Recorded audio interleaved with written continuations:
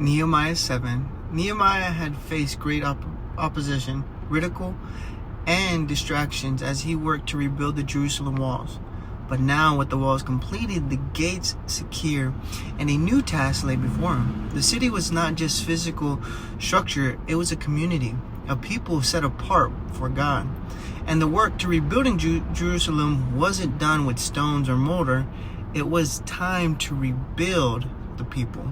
In Nehemiah, the walls are finished, but Nehemiah knew that without the right people to inhabit the city, the walls would be useless. The city needed its people and those who would carry the hearts of Jerusalem forward, protect the city, and live according to God's law.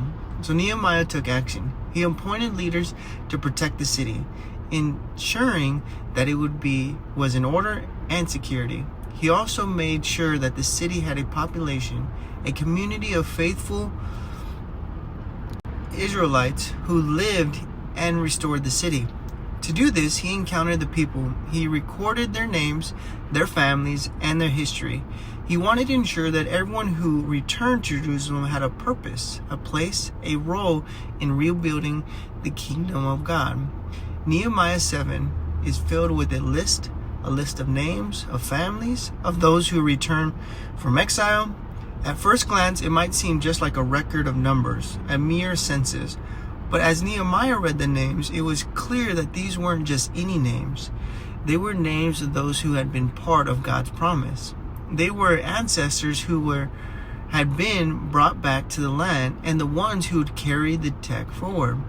Each name represented someone who had a role to play in God's grand story. These weren't just individuals, they were a part of a restoration of the nation. Nehemiah knew that each person mattered, that the city's future would depend on the collective faithfulness of its people. The city of Jerusalem was not just rebuilding physically, but rebuilding spiritually. Nehemiah wasn't just concerned with the exterior structure, but also the interior strength of the people. The walls of Jerusalem were strong, but the heart of the people had to be strong as well. As the people returned, they brought with them their devotion to God. The work of rebuilding wasn't just about restoring a city, it was also restoring the people's relationship with God. Nehemiah knew that God had called them to lead, not just to rebuilding the walls, but to renewing the hearts. So today, this Nehemiah 7 teaches that rebuilding is more than just physical, it's spiritual. The city of Jerusalem could not just thrive without its people, and the people could not thrive without God. The restoration of God's kingdom in a partnership between his people and his plan. What part of God's kingdom are you called to rebuild? Perhaps God is calling you to help restore not just structures, but the hearts, your own, your family, or your community.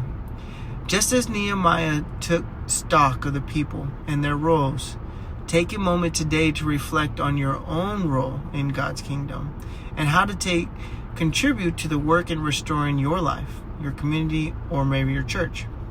Take a step forward this week, trusting that God has a purpose for you, just as he had a purpose for the people of Jerusalem.